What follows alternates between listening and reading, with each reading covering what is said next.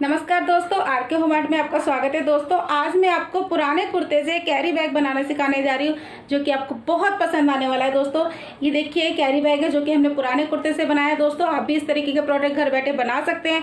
तो दोस्तों आपको मेरे प्रोडक्ट पसंद आए तो मेरे चैनल को सब्सक्राइब कीजिए, लाइक कीजिए, ज़्यादा से ज़्यादा शेयर कीजिए। दोस्तों आप मुझे कमेंट करके ही बता सकते हैं।